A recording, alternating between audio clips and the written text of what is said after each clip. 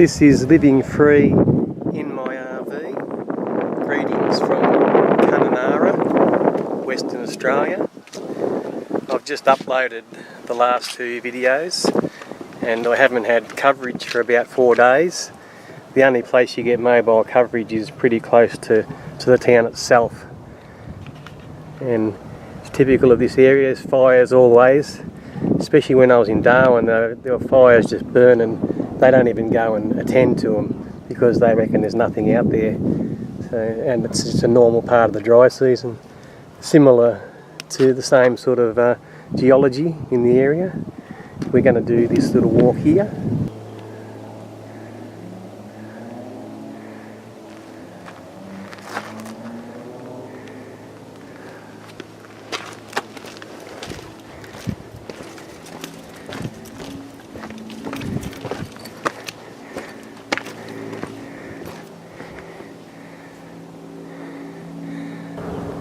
This view's referred to as mini bungles.